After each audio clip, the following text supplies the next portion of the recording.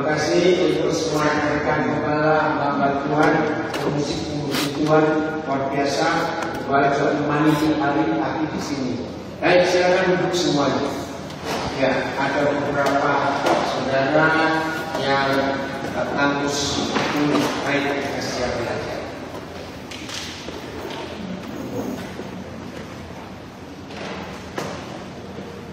Hari ini kita akan belajar tentang sebuah konsep, yaitu hubungan. Ya, saya bilang sebuah konsep tentang hubungan. Ternyata saya ketemu cucu saya juga dari Tarakan, kuliah di sini. Tuhan ini bisa datang. Kalau kita mendengar kata hubungan, sebentar dulu pertama.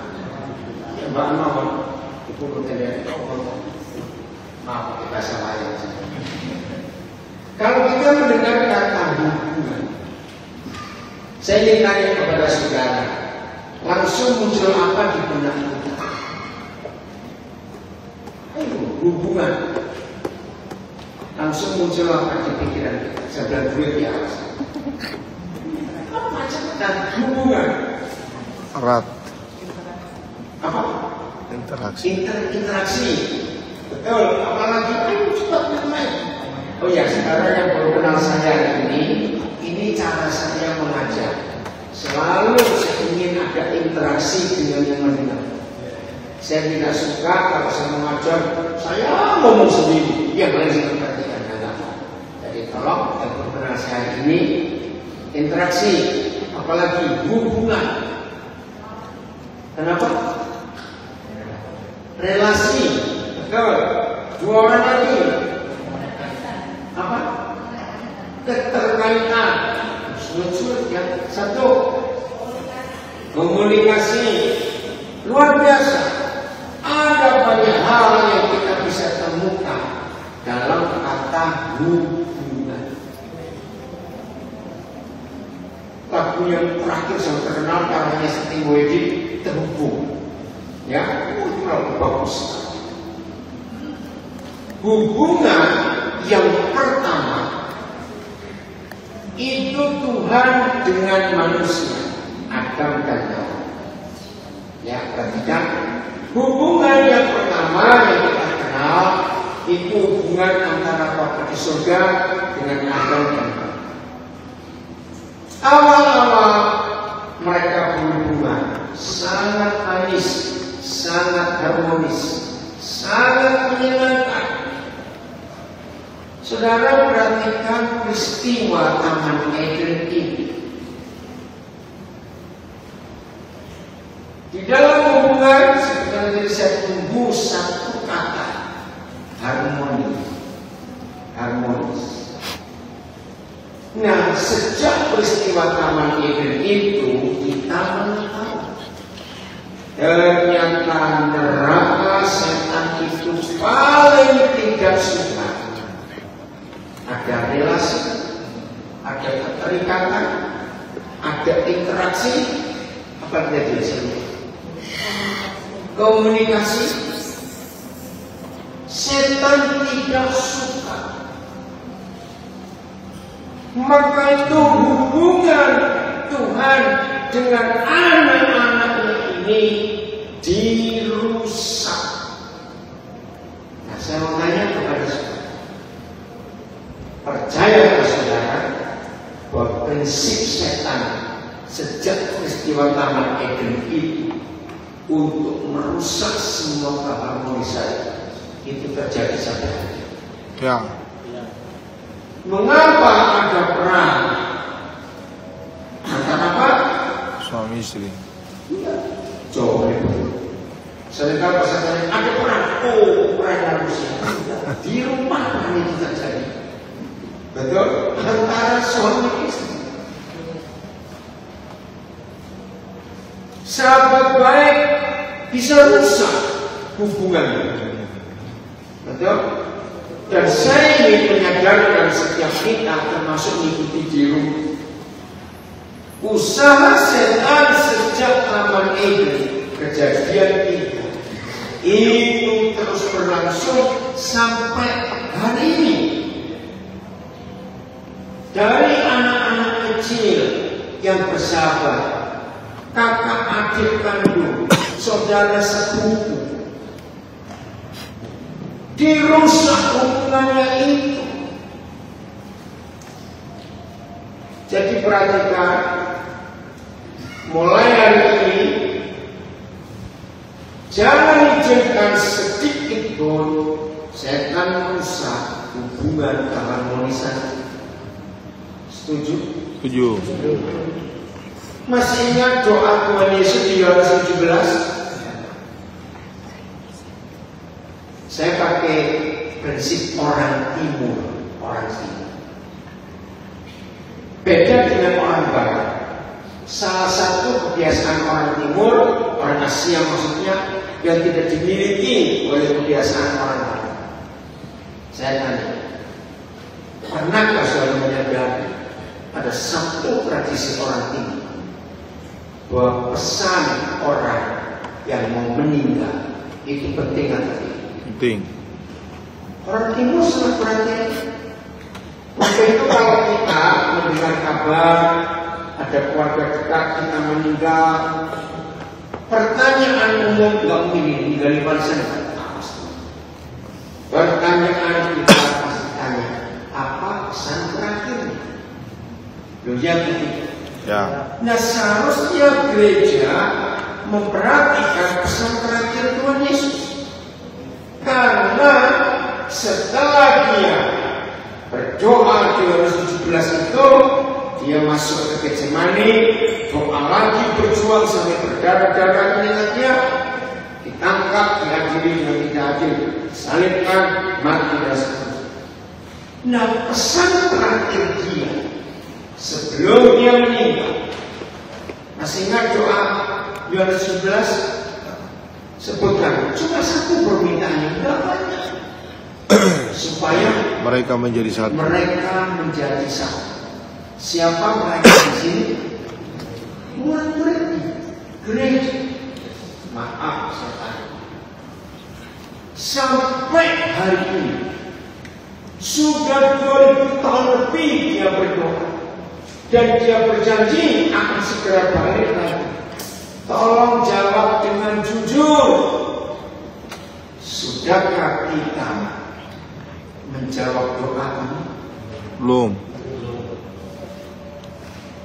Tadi di perjalanan, punya terima kasih kepada hamba Tuhan Pak Modi, semua yang bukan, sama, semua yang luar biasa.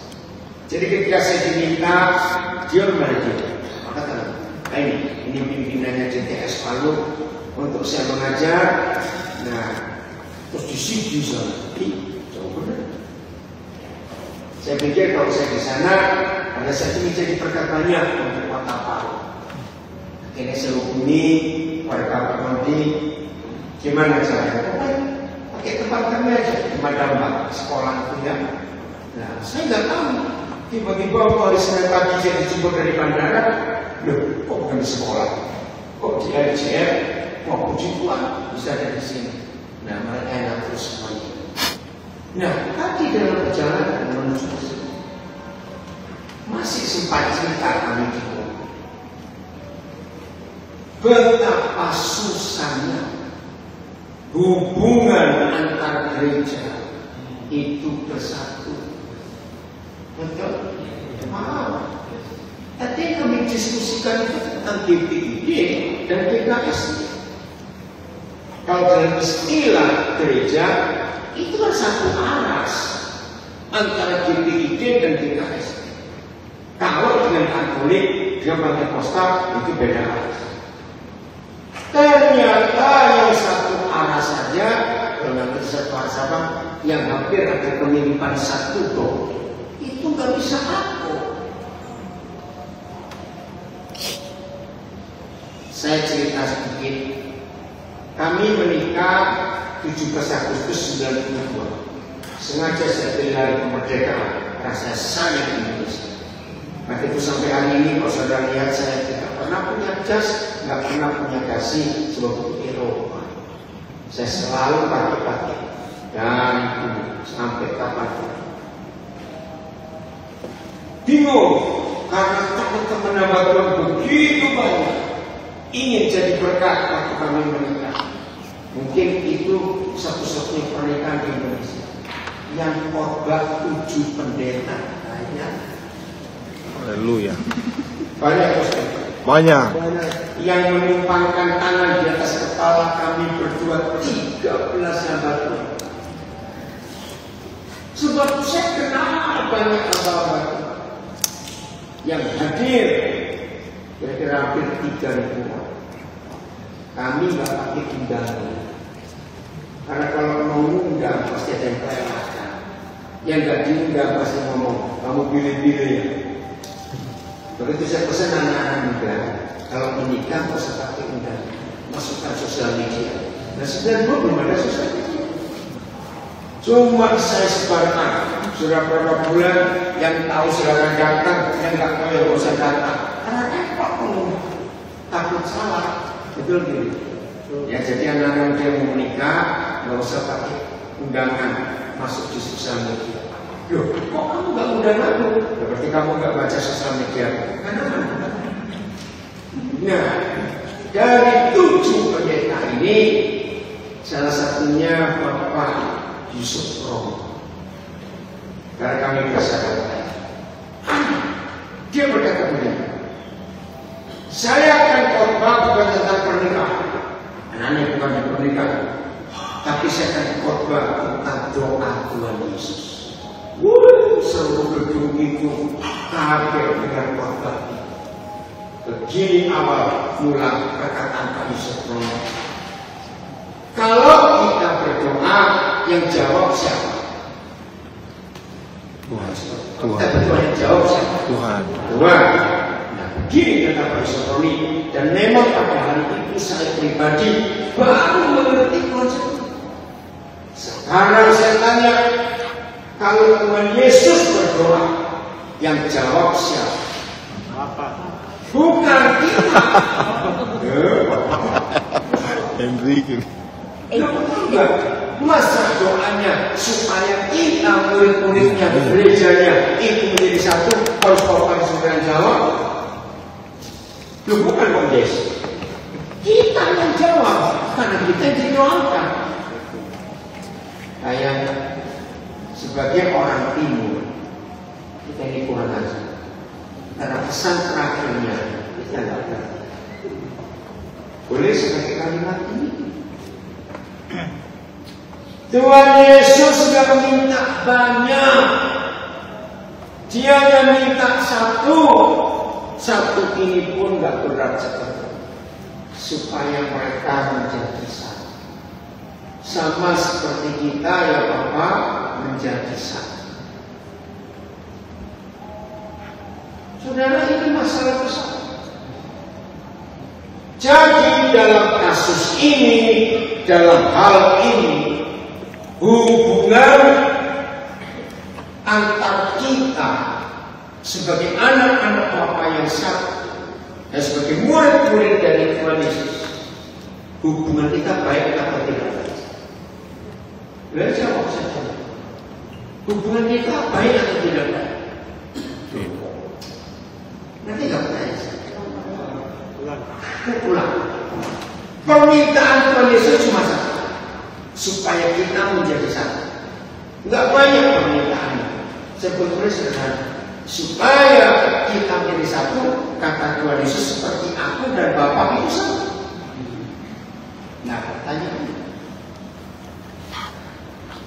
hubungan kita antar gereja baik atau tidak baik? Tidak baik. Sangat tidak baik. Jadi betul apa yang kita pelajari dari awal, sejak peristiwa Taman Eden sampai hari ini, setan berhasil merusak hubungan.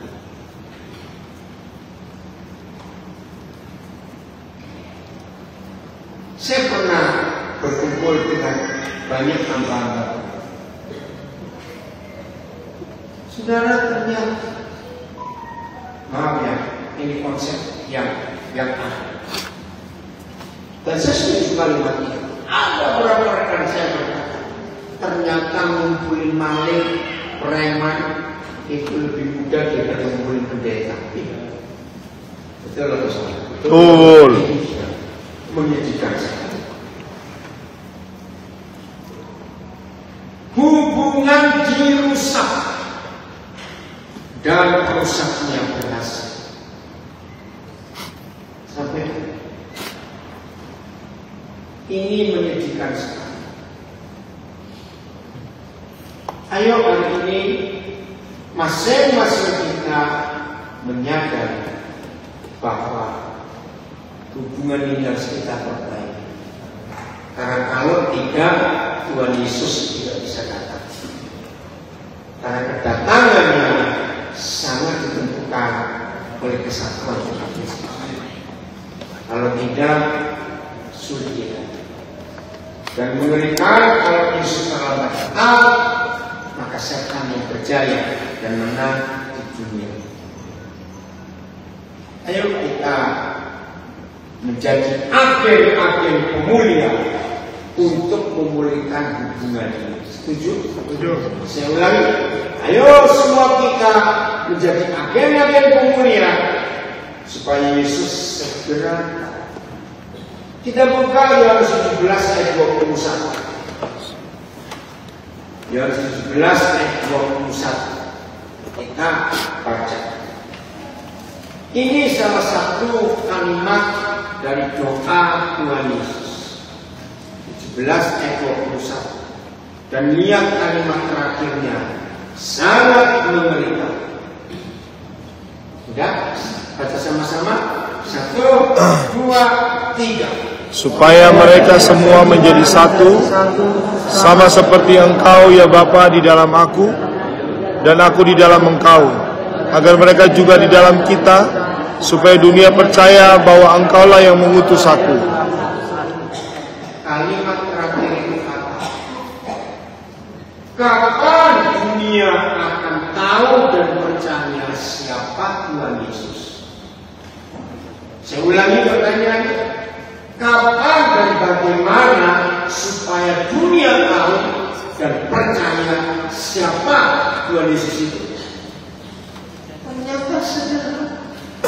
Kalau kita bersatu, sama seperti Bapa, sama seperti Yesus dalam Bapa dan Bapa dalam Yesus, supaya mereka, yaitu kita, menjadi satu sama seperti kita.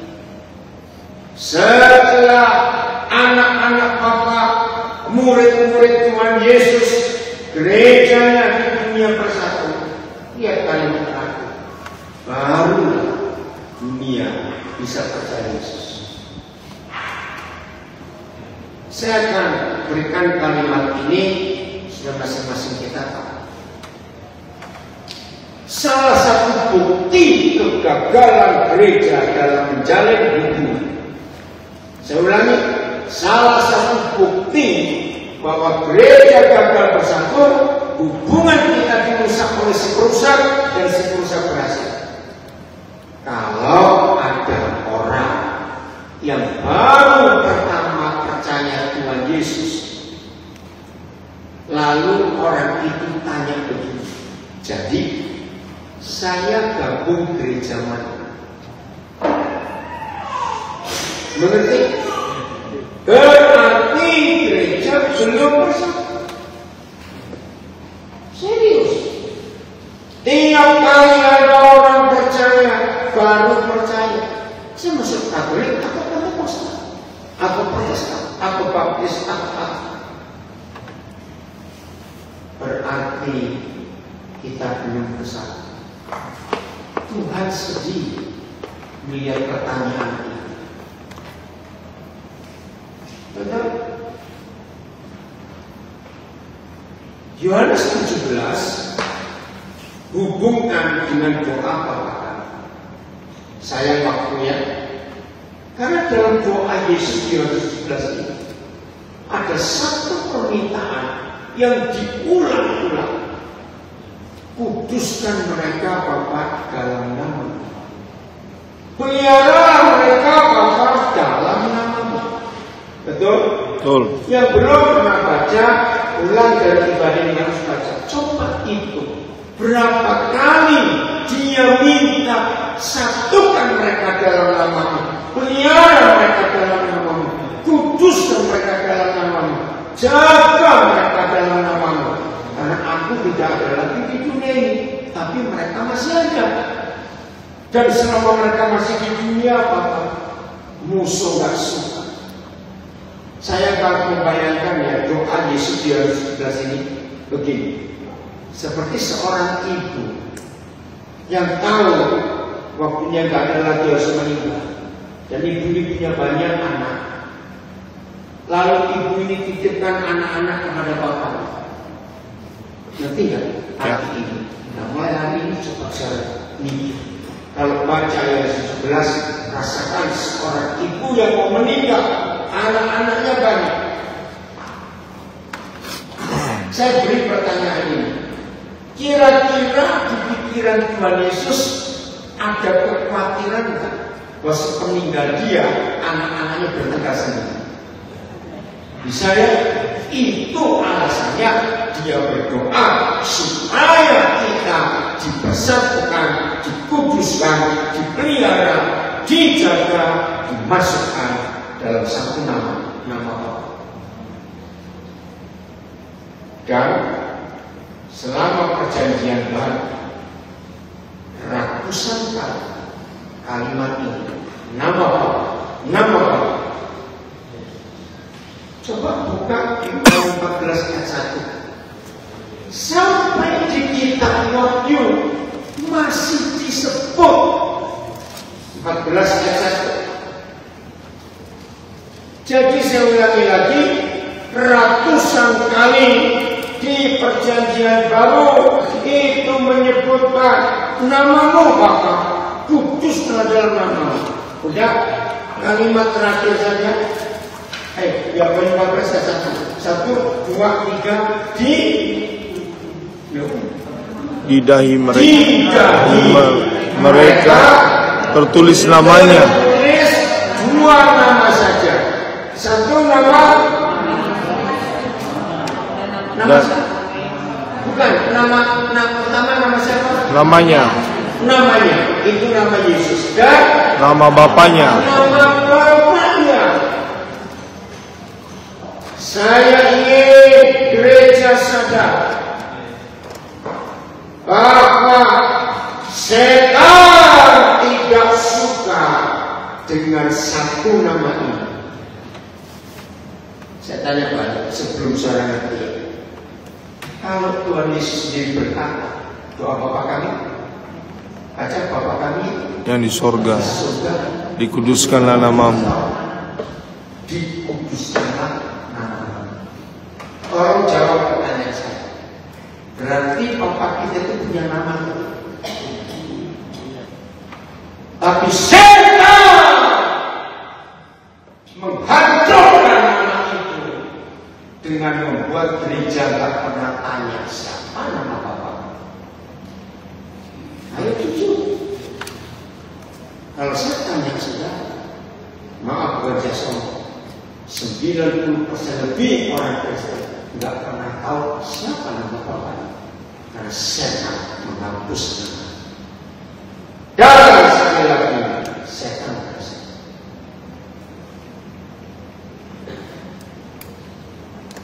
nggak usah nama Bapa kita itu dia Elohim. Tidak ada nama dan nama ini dihapus oleh setan. Dan setan menyedihkan. Jadi kita harus tanya, kalau itu siapa nama Bapakku? Nah, karena orang Israel jahat itu, mereka nggak berani menyebut nama Bapa yang benar, karena mereka benar. Ayo hari ini kita melihat, ternyata hubungan itu karena satu nama Bapa. Saya percaya orang Asia sangat mengerti konsep ini. Lihat, mengerti kata marga, kata fam, surname, family name, lu ngerti? Artinya apa? Itu menyatukan. Sehingga tahu kita ini anaknya siapa. Di antara suku-suku di Indonesia ini, ada dua suku yang sangat hebat soal marga. Satu orang Tionghoa, dua orang Batak. Dan di antara dua suku ini, orang Batak itu paling hebat soal marga. Begitu mereka sadar semangat, langsung mereka akan menelusuri dari yang mana.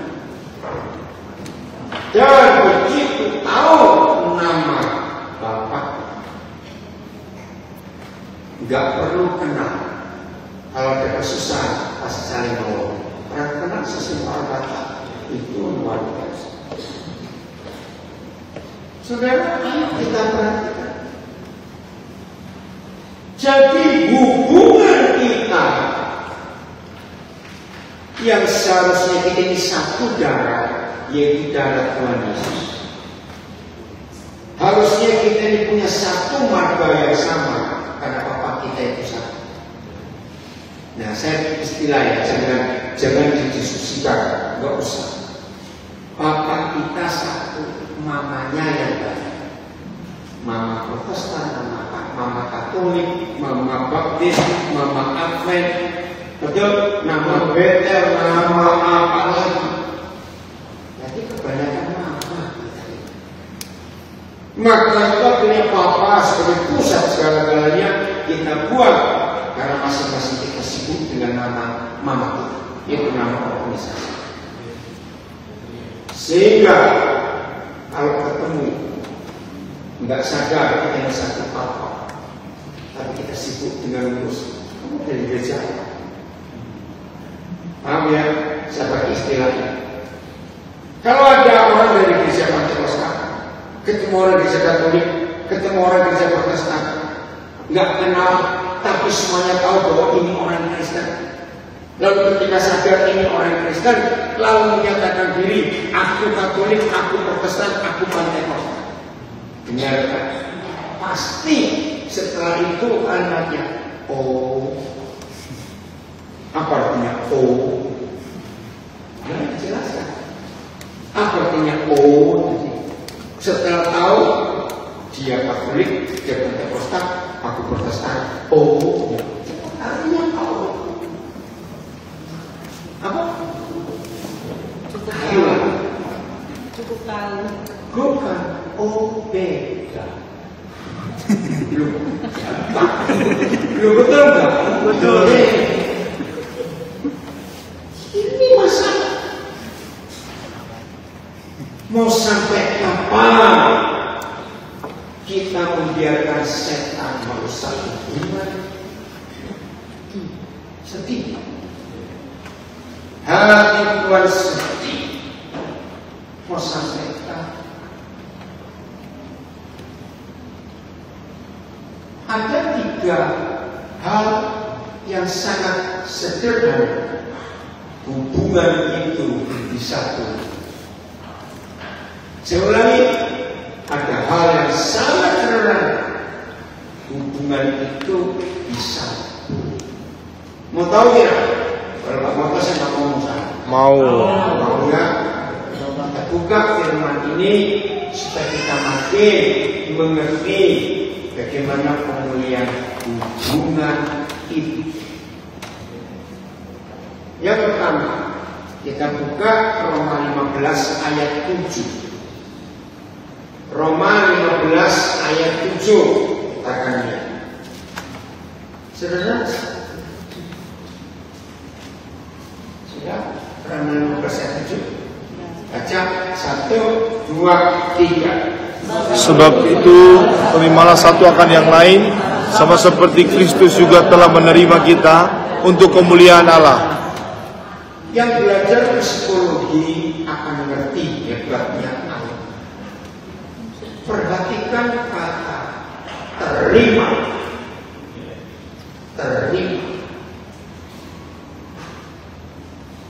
Mudah-mudahan banyak yang mengerti kok saya beri contoh.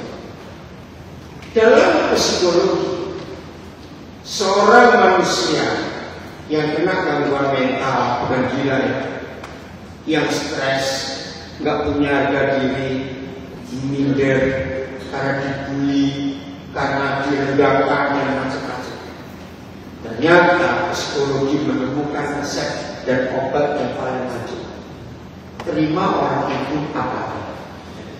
Begitu orang itu diterima, accept, sembuh orang itu. Nah, 3 tahun terakhir ini, saya ingin saudara sadar, kalau saudara nggak sadar hari ini harus sadar. 3 tahun terakhir ini di sosial media, apalagi berapa bulan terakhir ini kencang di sosial media, ada video-video pendek tentang hewan-hewan yang luka, yang dibuang, yang sakit, tapi ada orang menemukan. Ngerti nggak maksudnya? Nah, tolong yang ajari anak-anak kita untuk melihat itu jauh lebih bagus. Baik. Termasuk binatang-binatang buas, singa, harimau, beruang yang mengalami luka, yang tertembak, yang kena jerat, begitu ditolong, diterima, disayangi, mereka jadi apa? Sembuh. Jadi sembuh dan dekat dengan orang itu. Ya. Itu kan luar biasa. Yang terakhir saya lihat bersama beberapa cucu saya, ada pedagang telur. Nah, nyusun telurnya di gudang yang berparak begitu. Tiba-tiba dia kaget. Di salah satu tumpukan itu ada anak ayam yang menetas dari telur itu. Nah, saya nggak bisa orang, saya tunjukkan ke cucu saya. Nah, orang ini ya udah, akhirnya dibawa pulang anak ayam terjepit dalam tumpukan telur itu, dalam juga ibu bisa netas di situ. Dibawa pulang dirawat. Nah, ketika saya diskusi beberapa cucu saya tanya satu kalimat yang luar biasa. Opa, jadi ini ayam atau orang? Kenapa cucu saya tanya? Karena ayam ini begitu sayang pada orang itu. Lalu saya jawab dengan hikmat, dia ayam, cuma dia lupa kalau dia ayam. Kenapa dia lupa kalau dia ayam? Karena disayang orang. Saya lihat aja cucu saya itu, ngerti gak kisahnya? Nah, ternyata yang memperbaiki hubungan yang rusak, nomor 1, hendaklah kamu saling menerima satu dengan yang lain. Standarnya jangan ada standar. Baca lagi standar. Kita belajar saya. Sama seperti Kristus telah menerima kita, tujuannya untuk kemuliaan Allah. Ini luar biasa. Nah, ini saya lihat anak kecil ini terikat HP luar biasa. Tolong ya saudara, tundukkan anak-anak, jangan ditundukkan HP. Itu jahat dan merusak. Saya marah kalau ada papa mama kalah dengan anaknya karena ditunjuk pada HP, merusak. Jangan anak-anak kita dirusak HP. Setuju ya sih? Ya. Itu jahat. Ada 5 kerusakan fatal kalau anak-anak kecil terikat HP. 1, dia jadi asosial. mamanya panggil noleh aja enggak. Betul gitu? HP terus. Anak yang terikat HP asosial, dia nggak butuh kakak adiknya, nggak butuh orang. HP. Hati-hati. Kerusakan kedua, otaknya jadi mengerut karena nggak berkembang. Membaca itu jauh lebih bagus dibanding menonton. Oma-oma yang merusak cucu-cucu dengan HP. Kerusakan ketiga, radiasi HP itu merusak mata. Kerusakan keempat, syaraf mereka tidak bertumbuh dengan baik. Yang pertama kena tengkuk, syaraf tengkuk, karena dia nunduk. Jangan lupa itu. Lalu otot-otot tangan dan kaki tidak bergerak karena ngeri. Efeknya itu akan muncul 15 tahun kemudian. Ngeri. Kerusakan terakhir, anak itu nggak suka belajar yang lain, hanya lihat film-film itu saja, dan itu jadi kecanduan. Sebetulnya di sosial media sudah banyak diupload dampak negatifnya HP untuk anak kecil. Puji Tuhan sudah banyak. Harus begitu. Biarin, ibu jangan dipanggil, sebaiknya main-main permainan. Saya pesan kalau saudara bawa anak kecil ke gereja, jangan dikasih permen itu nggak bagus. Ibu, jangan anak-anak kasih ciki-cikian, jangan merusak. Berbagilah orang tua yang membiasakan anak-anak kecil makan dan direbus. Jagung rebus, sipun rebus, ubi rebus, pisang rebus, singkong itu bagus dan direbus. Maaf ya saudara, lihat berita-berita terakhir ini, jumlah anak-anak di bawah 10 tahun gagal ginjal itu banyak. Bayang, anak sekecil itu sudah cuci darah karena pemanis-pemanis yang di sekolah-sekolah itu merusak.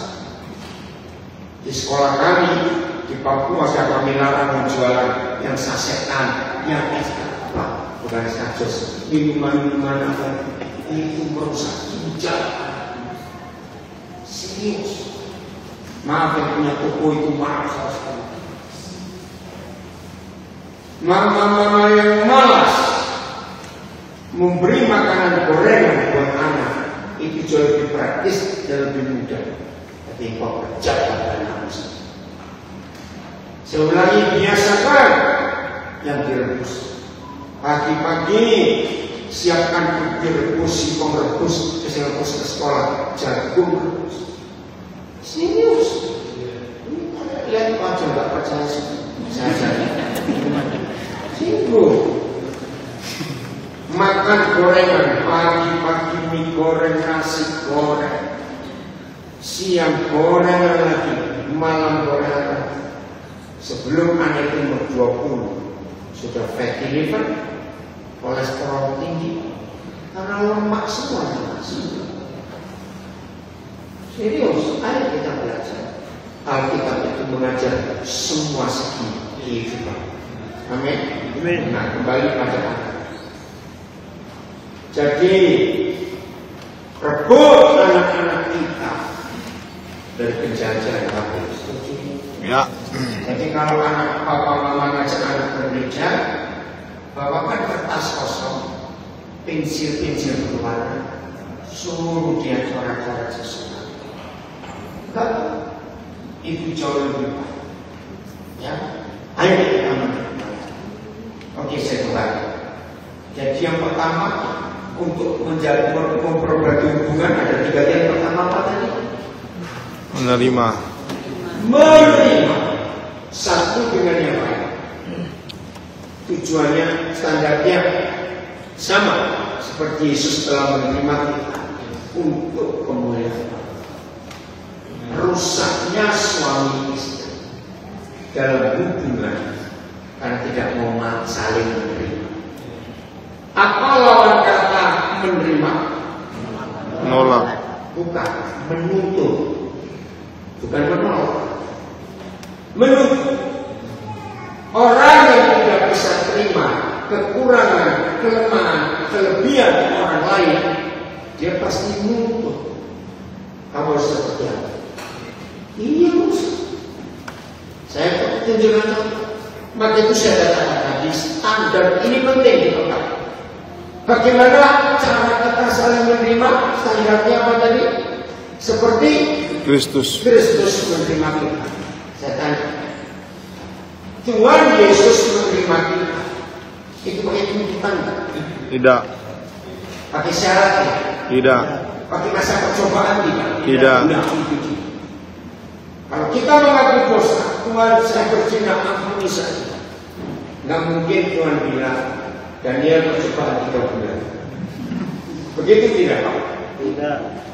Nah, jadi lawan katanya menerima itu benar. Maka itu suami istri jangan memberi tuntutan kepada pasanganmu.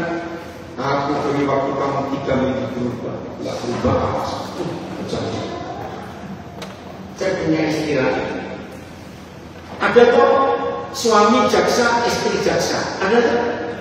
Nah, bayangkan kalau si jaksa di rumah pakai jaksanya, kan tuntut menuntut 2 orang ini. Kan nggak mungkin, nggak lucu. Jadi, apa lawan katanya menerima? Menuntut. Jangan menuntut, apalagi pakai standar. Papa kita nggak pernah menuntut. Saya mau buktikan. Coba buka Yesaya 48 ayat 17. Mana kita benar? Yesaya 48 ayat 17. Ayo cepat. Semua kita jangan terima. Nggak mungkin Tuhan juga kalau menerima kita membawa mandi dulu. Amin. Amin. Ya. 1, 2, 3. Beginilah firman Tuhan, penebusmu yang maha kudus Allah Israel. Akulah Tuhan Allahmu yang mengajar engkau tentang apa yang memberi faedah, yang menuntun engkau di jalan yang harus kau tempuh. Luar biasa. Salah satu hal lagi yang banyak murid-murid Yesus tidak tahu tentang keberadaan Bapa di surga. Karena selama ini kita yang diberitahu dia penolong, dia penyembuh, dia pemberi mujizat, dia pemberi berkat, dia begini, tapi di Yesaya 48:17 kita kenal Bapa kita dalam 2 hal, yang mengajar dan yang menuntut. Betul? Ini dia. Apa terjadi kalau kita tak mau diajar? Bodoh. Kurang ajar ya. Ya kalau kamu diajar ya kurang ajar. Karena lihat ayat 18 kata pertama. Ini yang buat saya bertobat. Apa? Kata pertama ayat 18 Yesaya 48. Sekiranya engkau ayo kita berdoa. Apa bentuk maksud sesungguhnya dari kata sekiranya? Ini kita sudah. Oke, saya beritahu supaya saudara mikirnya nggak lama. Sekiranya ini Tuhan memaksa atau terserah kita? Ini saya berdoa. Papa, mama, ketika anak sudah mulai besar, jangan ada tuntutan harus patah jiwa. Sekiranya segitunya Papa di surga terhadap kita, nggak pernah lemas. Sekarang saya akan buktikan dengan fakta. Pasti saudara kaget, tapi harus dikaget. Tuhan itu maha kuasa tidak? Maha kuasa. Tapi Dia yang maha kuasa tidak pernah maha kuasa untuk manusia. Dia bisa maha kuasa kepada hewan dan tumbuhan. Kenapa? Saya tanya. Antara manusia dengan binatang, Siapa yang bisa berkata tidak? Nah, saudara tahu, ketika dia minta, misalnya saya berkata, Daniel, kamu ke kanan. Saya bilang enggak, saya mau ke kiri. Dia paksa saya ke kanan. Dia jalan kuping saya kanan goblok. Dia sedih. Kenapa kamu sedih? Karena kita bisa berkata tidak kepada dia, maka itu dia tidak menguasai atas itu. Kalau tahu, ini kebenaran yang luar biasa. Ya. Maka ketika saya ke kiri dan mengalami yang jelek, biasanya kita nyalakan Tuhan. Tuhan kenapa begini? Padahal kita milih sendiri. Jadi banyak masalah dalam hidup kita karena setan, bukan dia, karena kita setannya. Saya punya ilustrasi bagus. Suatu hari ada seorang anak Tuhan. Aduh, dosanya begitu banyak. Dia dilayani seorang hamba Tuhan. Puji Tuhan, dia lepas, dia bebas, dia merdeka, nggak terikat lagi dengan semua dosa. Berapa bulan kemudian dia datang lagi, Tuhan, ampuni aku jatuh lagi dalam dosa. Tuhan tanya, kok bisa? Setan itu Tuhan masang jerat untuk aku. Setan yang mana? Setan yang di situ. Ini ilustrasi. Tuhan datang ke setan. Kenapa menjerat anaknya? Setan jawab, saya nggak pernah jerat dia. Saya pasang jerat di depan rumah saya. Anaknya yang menjerat ke sini. Ngerti? Jadi stop menyalahkan setan. Karena setan yang diri kita sendiri. Ya. Betul bertobat. Setan itu nggak usah disalahkan, dari dulu sudah salah. Jadi kalau kita sebut nyalakan setan itu buang-buang waktu. Yang salah siapa? Tanya semua dokter. 80% orang sakit karena mulutnya rakus. Betul. Maka itu dalam dunia kesehatan ada istilah, kamu itu siapa? Tergantung apa yang kamu makan. Jadi kalau ada orang sakit, jangan dicoba sembuh, periksa dulu, rakus tidak. Kalau rakus mau jadi tak sembuh, suruh siapkan peti mati aja di rumah. Supaya kalau dia mati tidak, karena repot ini. Maaf, saya ngomong. Maka Alkitab adalah satu-satunya buku yang menuliskan apa yang boleh dimakan dan apa yang tidak boleh dimakan. Saya pernah diskusi dengan Bapak di Selatan. Apa yang Papa larang itu masalahnya enak semua. Enggak amen. Aneh ya. Coba kalian Papa larang enak semua, kamu juga suka. Nah itu. Jadi Tuhan ingin kita selalu berkata ya kepada dia. Setuju? Setuju. Artinya apa nggak pernah maksa kita? Sekiranya ini luar biasa. Hal kedua, supaya hubungan kita pulih kembali.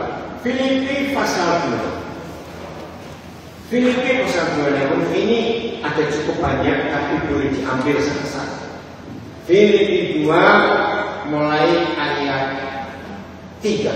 Coba lihat 3 dan 4. Filipi 2 ayat 3. Ya, kita baca 1, 2, 3. Dengan tidak mencari kepentingan diri sendiri atau pujian yang sia-sia, sebaliknya hendaklah dengan rendah hati seorang menganggap yang lain lebih utama pada dirinya sendiri. Hukum ini luar biasa. Jangan sibuk mencari pujian untuk diri sendiri. Orang Minasa punya kalimat tahu, jangan makan biji. Karena setelah orang biasa tahu makan puji, coba dipuji-puji. Dengan segala tetap negara, utamakan orang lain lebih. Maaf ya, saya cuma cerita, jangan tersinggung. Kalau tersinggung, yaitu orang yang bertobat. Karena saya keliling ke banyak tempat, berarti mengenali seseorang, walaupun kita nggak perlu kenal orangnya. Ketika di sebuah pesta, lihat gelagatnya orang ini. Kalau dekat-dekat meja makan, nanti masih sudah punya ancang-ancang. Dan begitu dengan silakan. Nah, kalau sudah kenal tegur itu sangat tidak sopan. Ya, kalau kita terpesta bungkus kali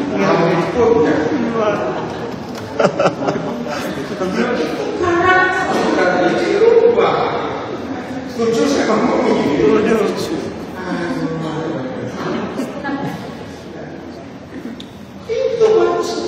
kita syukur orang seperti itu ya, punya sopan santun, punya maka itu kalau hanya ini kita hidup di dunia ini aman, selalu mengutamakan orang lain.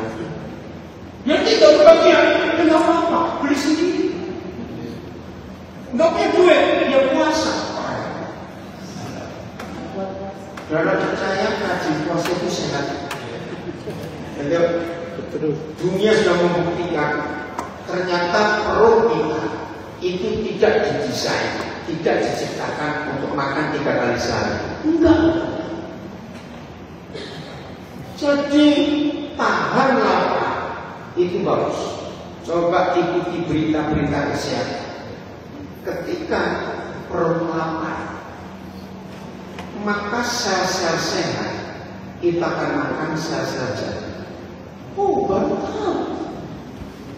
Maka itu yang gelojo itu bertobat betul. Tahu gelojo? Rakus.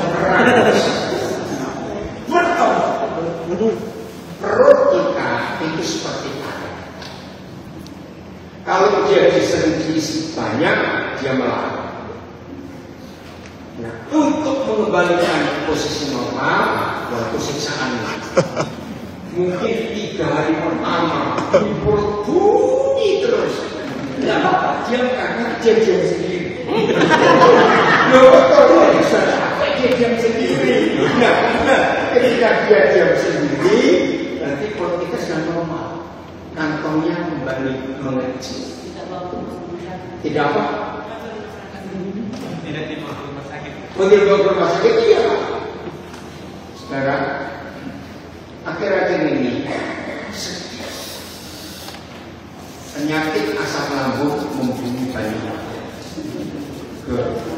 Saya kaget 2 tahun terakhir ini tidak sedikit orang sehat meninggal gara-gara asam lambung. Orang-orang tua dulu berkata angin duduk. Istilah itu betul. Jadi asam lambung yang kuat itu membuat lambung bertugas dan itu menekan jantung. Maka itu disebut angin duduk karena anginnya dan itu orang bisa melihat. Tolong ya, pola makan harus diet. Asam lambung tidak ada obat. Makin banyak makan obat, makin rusak lambung orang. Karena itu kimia sendiri. Begini pola makan. Yang punya gangguan lambung, maaf, yang punya tokorotis yang dinamakan, stop swallow. Banyak orang tidak mengerti itulah anakku, langsung beli roti di pinggir jalan. Sudah tepung, pengawet, macam-macam jebol lambung. Ternyata roti bukan untuk ini susah. Dunia barat yang mungkin gluten free, itu dari gandum yang tidak diolah, sehingga nggak ada bahannya. Tapi mungkin sudah tidak. Terus gimana caranya? Ini tadi siapkan sup rebus, ubi rebus, singkong rebus, pisang rebus, lambung saja. Dan jauhi yang berminyak, jauh. Maka bisa melarang keras pagi-pagi nasi goreng, malam nasi goreng lagi, cepat mati. Lalu jebol karena gorengan itu jahat. Maka itu kenapa dihukum orang lemak itu jangan dimakan, itu milik Tuhan. Ternyata itu kesehatan. Tubuh kita tidak pernah diciptakan untuk memecah lemak. Maka yang suka makan lemak dengan mengpesta di situ batu ginjal, batu empedu akan numpuk. Serius. Ayo kita berubah. Setuju? Nah, saya belajar kesehatan dari Alkitab ini. Dan ini istilahnya, maka itu bersyukur. Dulu waktu saya masih kecil, orang tua kami itu miskin sekali. Gula itu zaman kami kecil itu barang mahal. Jadi kami hampir tidak pernah minum gula. Telur buat kami itu barang mahal. Saya masih ingat nenek waktu kami masih kecil minta telur, nenek bilang jangan makan telur, nanti bodoh. Kamu tak mau? Padahal nggak bisa. Kurangi karbohidrat, ya, nasi. Tolong perhatikan. Diabetes, apa yang diabetes, penyakit gula, itu induk segala penyakit. Begitu orang kena penyakit gula, kerusakannya merata di seluruh organ tubuh. Maka hati-hati dengan gula. Yang suka minum gula, hati-hati. Pagi gula, siang gula, sore gula, mau tidur gula. Ingat, yang merasa itu cuma 7 cm. Coba cuma 7 cm. Di balik 7 cm sudah ada rasa. See? Yang konsumsi gula banyak-banyak, stop. Makanan sel kanker itu gula. Jangan takut saya ngomong. Semua tubuh manusia itu sudah ada sel kanker. Betul? Sudah ada. Nah, pemicunya bagaimana? Hanya ada 2 pemicu. Satu, tidak mengampuni. Sakit hati, dendam, kecewa, frustrasi, putus asa, itu makanan sel kanker. Nomor 2, gula. Begitu gula masuk ke tubuh, sel kanker itu berarti. Ini juga itu ambil ahli gizi, keseluruhan itu sudah tadi saya. Jadi pola makan itu. Jadi misalnya saya lagi lapar dan saya tidak menemukan yang sehat, saya nggak makan. Lebih baik tidur perut kosong, itu lebih sehat. Makan daging. Jangan makan daging setelah jam 6 sore. Itu kecelakaan. Daging itu perlu waktu minimal 6 sampai 8 jam untuk dicerna. Jadi kalau saudara makan daging jam 6, maka dia baru selesai kerja itu jam 3 subuh. Berarti nggak gitu. Yang suka makan apa-apa dibakar, yang suka air angus-angus mengguli, itu penyebab penyakit kanker usus. Tapi kita ini luar biasa ngajarnya. Kalau ingin kita itu sehat, coba baca ayat ini. 3 Yohanes ayat 2. Ini cuma satu pasal. 3 Yohanes ayat 2. Terima kasih Tuhan. Saya bersyukur Ini mau ngajar soal hubungan kok sampai soal kesehatan, berarti pasti ada yang perintis. Ya, jatuh dulu. Udah baca sama-sama 3 yang saya buat. 1, 2, 3. Saudaraku, 1, 2, 3. saudaraku yang kekasih, aku berdoa semoga engkau baik-baik dan sehat-sehat saja dalam segala sesuatu, sama seperti jiwamu baik-baik saja. Luar biasa. Papa itu minta kita ini saja. Papa nggak suka kalau kita sakit-sakitan. Setuju ya? Hidup yang benar. Pola pikir dirubah. Maka itu kenapa kita berkata obat yang manjur itu apa? Hati yang gembira. Hati yang gembira. Maka itu orang gila jangan sakit. Itu kalau orang gila itu jangan sakit. Begitu waktu COVID, banyak social distancing sendiri. Hebat. Karena nggak stres. Am 17 ayat 22. Tapi harga semangat dan patah menerimkan Tuhan. Kalau saya berkata, kita bisa jawab bagus. Hati sing sempurna, hati ini awal. Jadi hati yang patah, putus asa, kecewa, jengkel, dendam, iri hati, itu matinya pelan-pelan. Itu cuma bahasa. Saya nggak tahu bahasa Palingnya apa, bahasa Lunggalannya apa, cantik sendiri. Bahkan ini, jujur, ini gara-gara poin kedua mau makan ya udah. Nah, jadi saya tanya, poin pertama apa tadi? Menjadi hubungan yang rusak jadi baik. Menerima satu dengan yang lain. Menerima apa adanya. Apa lawan kata menerima? Menuntut. Jangan menuntut. Berat. Yang kedua, selalu mendahulukan orang lain. Utamakan. Kamu duluan. Kamu. Nomor 3. Ini konsep yang luar biasa. Kalau kita mau hidup sungguh-sungguh di dalam kasih Tuhan, maka dunia akan disembuhkan. Karena dengan pola ini Tuhan Yesus akan dipermuliakan lewat hidup kita semua. Filipi 4 ayat 4. Filipi 4 ayat 4. Baca 1, 2, 3. Ulang serentak. 1, 2, 3. Bersukacitalah senantiasa dalam Tuhan. Sekali lagi kukatakan bersukacitalah. Senantiasa. Apa kata yang senantiasa? Selalu.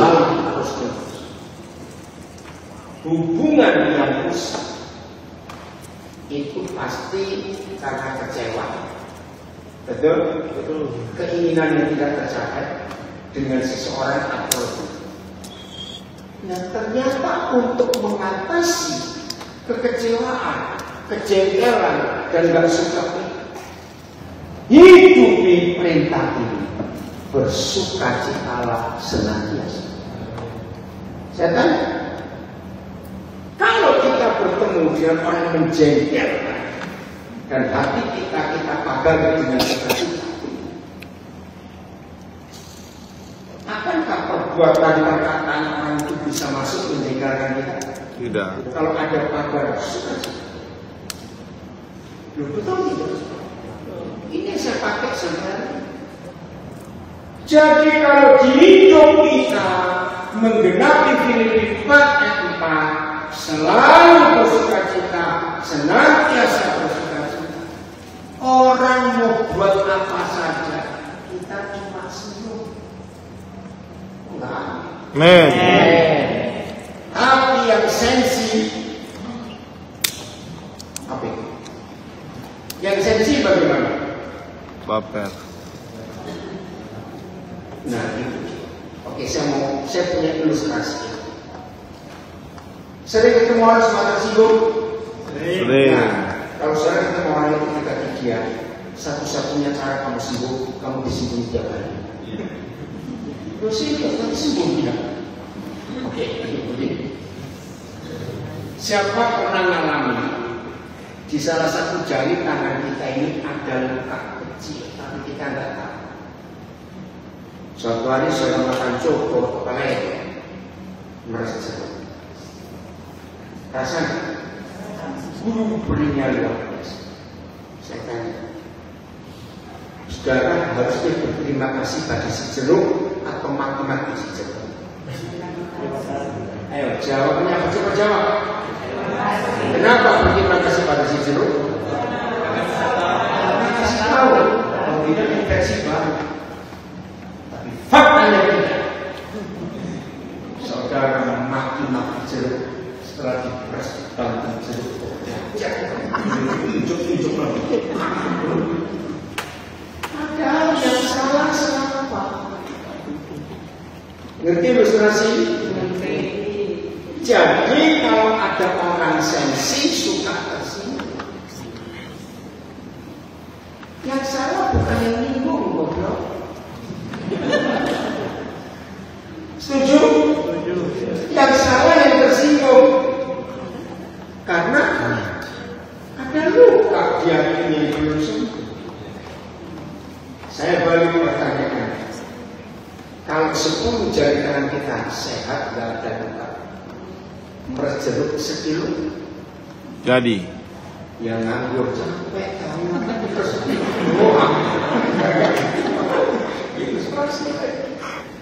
artinya walaupun meres jeruk sekilo gak akan sakit, yang juga gak ada luka.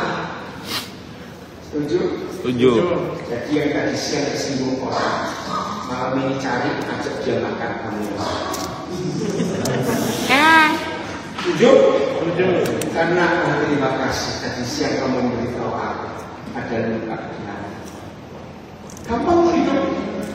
Nah ini artinya kita tetap punya hubungan yang baik. Saya kasih contoh lagi yang terakhir ya. Wajar kalau saudara marah ketika lagi berdiri di satu tempat menunggu sesuatu atau menunggu seseorang. Tiba-tiba ada orang lewat, anjing. Marah wajar atau tidak? Wajar. Tidak. Itu sangat tidak wajar. Saya balik. Anjing asli kita cek ngomong anjing. Apa reaksinya? Kenapa bukan anjing kok? Goblok lah. Ini loh masalahnya. Kita sering nyalakan orang pada sumbernya. Harusnya kalau ada orang cuma kita tanya, maaf ya, anjingnya yang mana? Setuju? Setuju. Nah, maka itu kalau hidup menggunakan hukum Kristus ini, dunia jadi seperti surga. Jadi suka-suka sebelum bertobat dulu. Tobat. Karena bukan saudara dan bukan yang nyinggung yang salah. Siapa yang salah? Yang tersinggung. Awas kamu berubah. Nah, saya tanya. Dengan cara belajar firman seperti ini, firman itu mudah atau susah? Mudah. Teolog yang membuat susah. Ya. Para pakai latar belakang ini tahu setiap zaman juga. Pusing. Belajar firman seperti anak ketemu papa. Ya. Udah cukup. Nggak usah nambahin macam-macam. Mau tahun berapa, mau zaman apa, terserah. Pokoknya tertulis. Hidup yang tertulis. Gampang bukan? Maka bisa sering berkata, kalau ada pendeta khotbah dengan logika teolog, yang mendengar itu pasti alisnya gandeng dan yang kenapa? Mikir terus. Tapi saya diajar Roh Kudus, belajar Alkitab pakai logika anak-anak. Dan ini cara yang saya pakai sampai hari. Saya baca Alkitab, saya tempatkan diri sebagai anak. Saya mau belajar, papa tunjukkan. Ini contoh. Maaf. Mengajar teknologi anak-anak. Maaf lah saya kemudian mau berapa panjang pun yang mendengar anak salah lain bercanda. Bisa menikmati anak-anak. Maka itu kenapa Yesus berkata belajaran kepada Anak-anak. Jadi siapa dosen, siapa mahasiswa? Ayo, cepetan jawab. Siapa dosen, siapa mahasiswa? Anak-anak dosen kita mahasiswa. Makin banyak murid-murid gagal sebab berani kurang ajar pada dosen. Betul?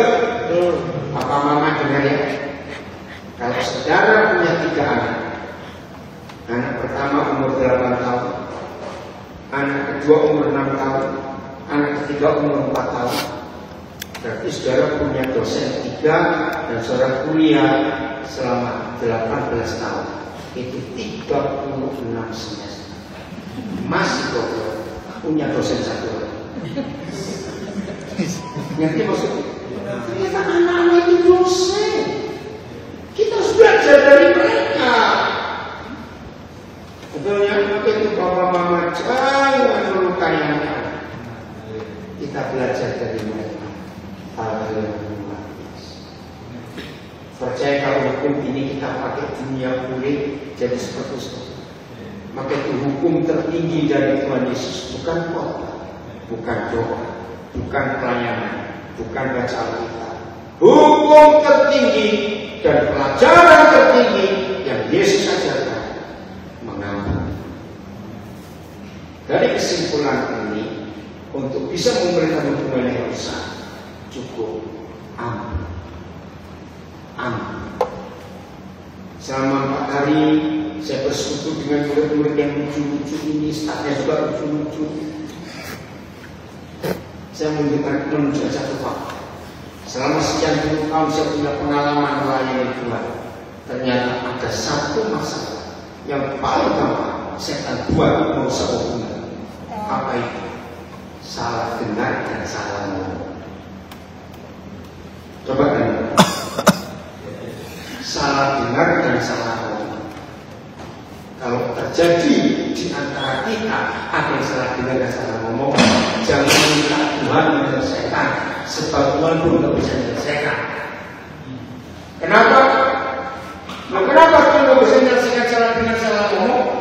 Itu tidak bisa biasa. Yang salah dituduh salah ngomong bisa terima nggak? Tidak. Nah, yang dituduh salah dengar, aku nggak tulis. Betul? Betul. Dari pengalaman saya, ini Pak Agung punya pengalaman juga pastoral. Kalau saya dalam gereja saya ikut masalah-masalah dengar salah ngomong, nggak ada yang marah. Dua-dua potong. Aku nggak salah ngomong, aku juga nggak salah dengar. Itu mau apa? Nggak ada rekaman. Ngerti? Maka itu cara menyelesaikannya. Ampuni. Enggak usah.